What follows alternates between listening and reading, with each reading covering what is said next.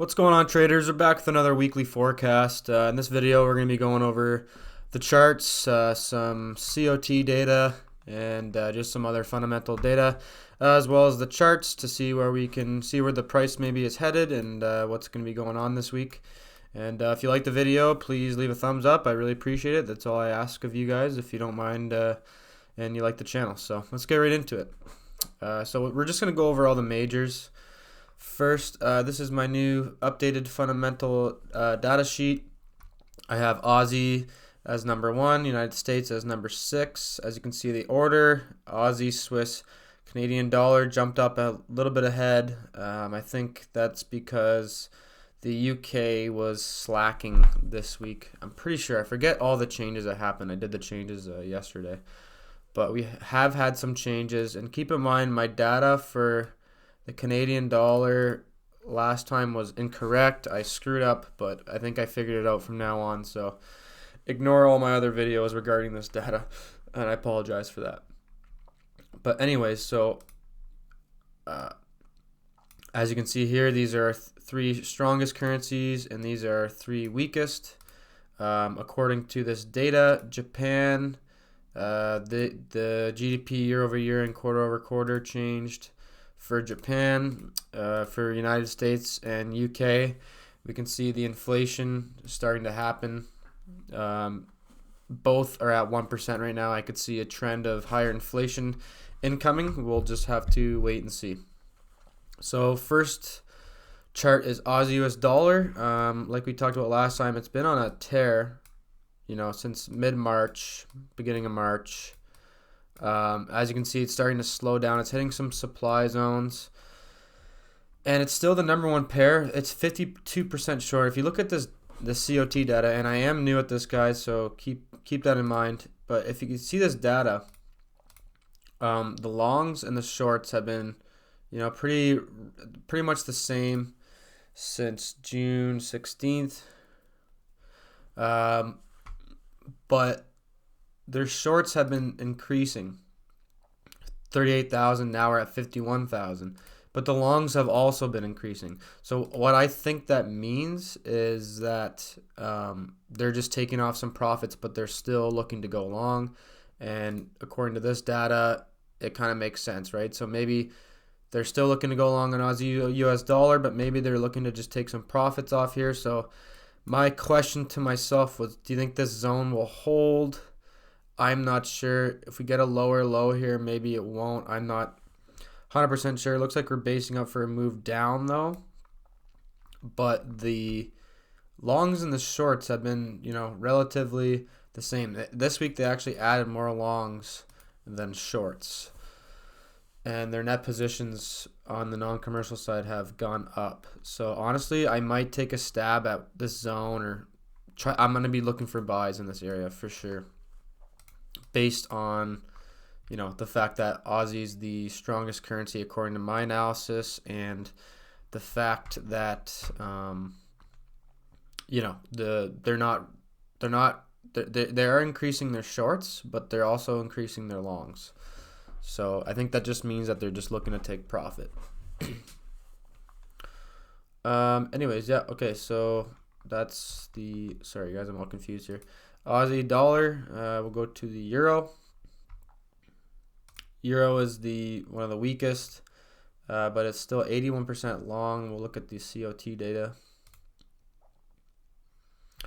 So they're extremely long on the commercial side, and on the non-commercial side, they're pretty short. It's one thing that I'm figuring out. They have the net positions for the commercial are way more than the net positions on the non-commercial side. So according to what I understand, this might overpower that since it's so high. I don't really know. But the euro, I kind of want to stay away from. It is weak, so if you want to look at the euro compared to the CAD or the Aussie, that might be some good setups. I'm just not going to go over them on the charts. I just want to stick to the majors. But that's the euro. It's pretty weak. It's the third weakest currency on this thing, or it's second, because UK and the US are tied for last. But they are long biased on the euro. And as you can see, it is pushing up, but there also is some shorts. So we might just be basing out here. And if you want to look at the US dollar too, it's the weakest. So honestly, I'm kind of confused on this one, guys. I'm not 100% sure. Because they have more shorts on the US dollar. So honestly, I would be looking to probably go long on here, especially since it's 81 to 19 as far as the percentage of longs to shorts go. And considering that the US dollar is the weakest, where's the chart? So, it kind of looks just like the Aussie dollar almost, but you have this little zone here, but you have this CP that was broken by this wick right here. So honestly, I'm not too sure on this one, guys. I guess you could maybe draw like a zone here just because of pivot low, but I'm not really a huge fan of that because that candle doesn't look great. I don't know. I would maybe expect a bigger move down. We'll see. Maybe that might be a nice 4-hour level to look to go along at, or maybe scalping. All right, we'll go to the US dollar, Japanese yen. It's been on a downtrend, so the Japanese yen is strong.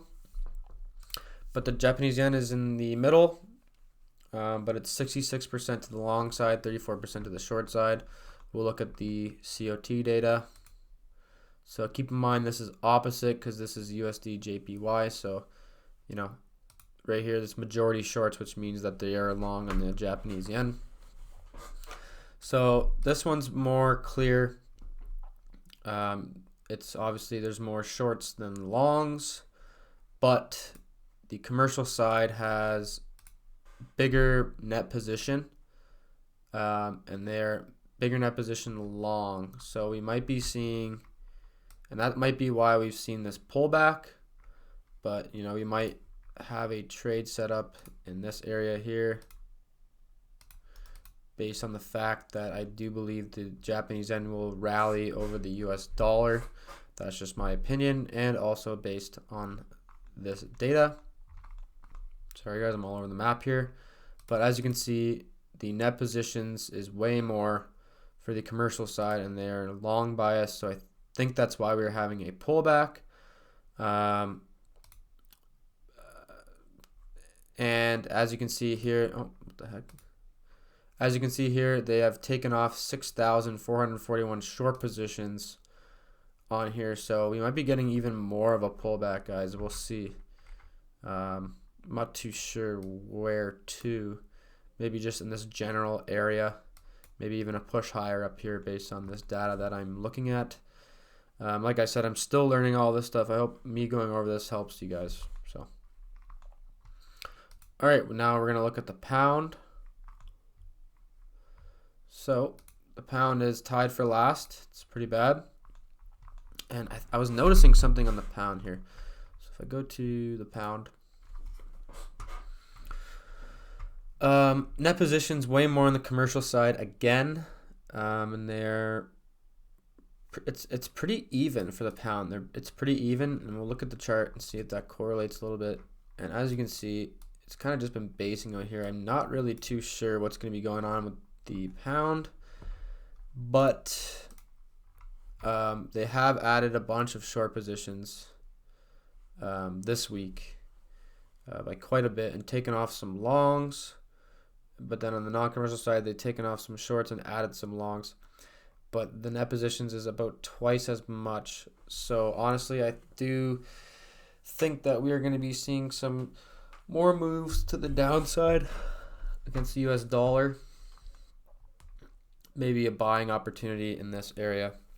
But as for the pound, I'm kind of just hanging on my, kind of just waiting it out.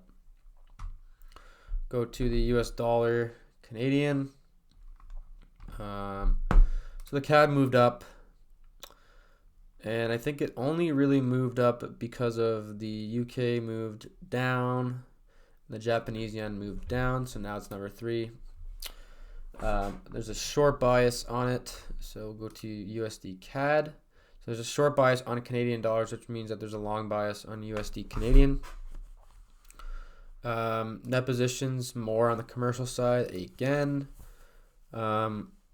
They are short, but the non-commercial is long, 73% long, 27% short. So honestly, I kind of think that we are going to see, and as you can see here, they've been kind of taking off some longs, but it's kind of all over the place, but kind of even on the commercial side. But honestly, I think we're going to see a pullback here